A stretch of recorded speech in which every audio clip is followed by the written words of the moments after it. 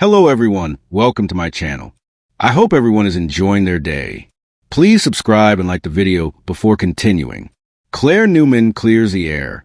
Finally, the young and the restless spoilers from Monday hint that Claire Newman, Haley Aaron, will clear the air with Holden Novak, Nathan Owens. The two did the deed during their trip to Los Angeles, and while this has only made Holden want to pursue a relationship with Claire that much more, she's not ready to get into anything serious.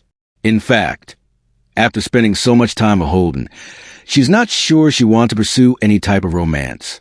It looks like Claire will let Holden down gently and tell him she just wants to stay friends. But will Holden be okay with that? His ego will likely be bruised.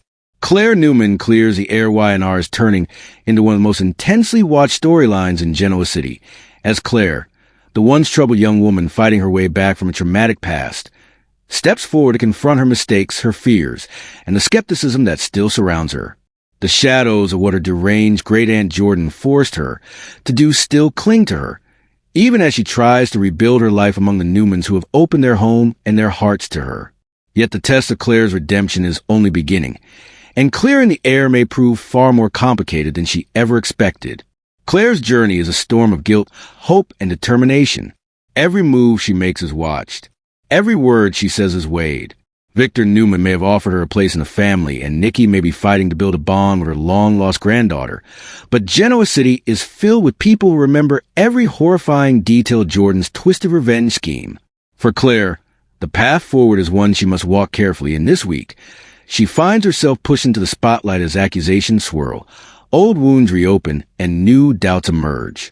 The turning point comes when Claire realizes she cannot hide behind apologies or second chances anymore. If she wants to truly claim a future, if she wants her family and the world around her to see her clearly, she must face every uncomfortable truth head-on. And that means confronting Victoria and Cole, speaking openly with Nikki, and even addressing the heavier emotional fallout with the people who still fear her. It is not just about proving innocence. It is about earning trust. This week on Y&R, Claire chooses honesty as her weapon. Instead of retreating when whispers ignited society or when glances in the park linger with suspicion, she steps forward, demanding the chance to speak for herself. Her courage surprises even Victoria, who has struggled to understand the daughter stolen from her for decades. Victoria is torn. Part of her wants to cradle Claire, to rewrite the past and make up for all the years lost. The other part aches with fear, grief, and exhaustion from everything Jordan orchestrated. Claire senses that tension and refuses to let it fester any longer. When she speaks to Victoria alone in the Newman living room, there is no trembling in her voice. She admits she is scared, admits she carries memories she wishes she could burn into ash, admits she still wakes up at night hearing Jordan's commands echoing in her mind. But she also tells Victoria she is ready to do whatever it takes to make things right. And for a moment, the cracks in Victoria's armor soften. Meanwhile, Nikki's struggle is far more complicated than Claire realizes.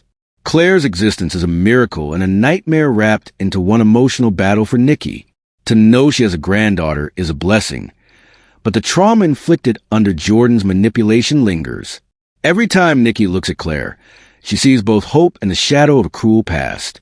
Claire, sensing this unspoken pain, reaches out to Nikki.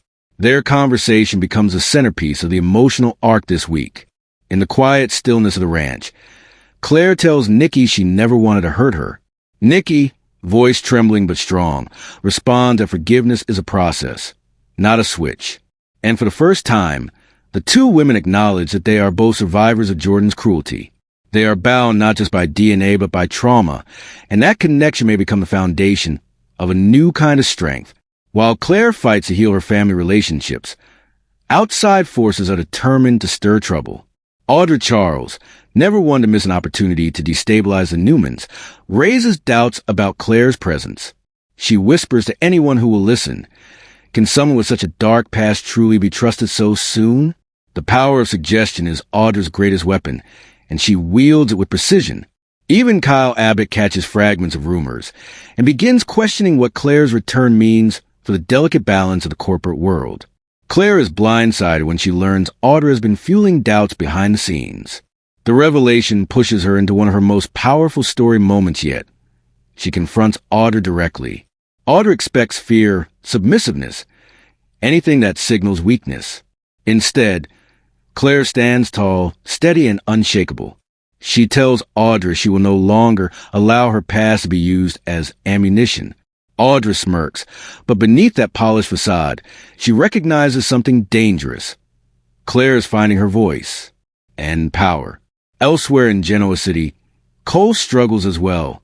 As Claire's father, his heart is torn between pride in her bravery and guilt over losing decades of her life.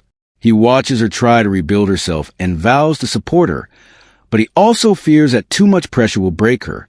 He confides in Victoria, and for the first time since Claire's arrival, the estranged couple stands united in their commitment to help their daughter grow stronger. And then comes a moment Claire has been avoiding, facing the townspeople she once inadvertently terrorized. Sharon, Nick, and even Summer have been wary, some silently, some openly. Claire chooses to approach these conversations not defensively, but with full accountability. Her sincerity disarms them. While not everyone forgives her, the shift is undeniable. Claire is rewriting her image in Genoa City, piece by piece. The big question arising from this powerful week is simple. Who will Claire become now that she is no longer controlled, no longer manipulated, no longer lost? She is stepping into her own identity, one shaped not by trauma but by choice. And those choices are drawing the attention of a world still unsure what to make of her. Some see her as a victim. Some see her as a threat. Some see her as a wild card who could reshape the Newman family's future. Victor himself begins analyzing Claire more closely, not with suspicion, but with the calculating eye of a strategist. He sees strength, resilience, and the ability to endure. And in true Victor fashion, he wonders whether that strength could be harnessed, guided, molded into something formidable. Claire has no idea she is becoming a new variable in Victor's master equation. As the week reaches an emotional crescendo, Claire gathers her family at the ranch. She looks each of them in the eye. Victoria, Cole, Nikki, Victor, and lays her heart bare. She tells them she does not expect instant trust or blind loyalty. She does not expect unconditional forgiveness. What she asks is simple: a chance to grow, to prove herself, to stand as the woman she is becoming rather than the girl Jordan manipulated. Her raw sincerity pierces to the tension hanging in the air, and Victoria rises first.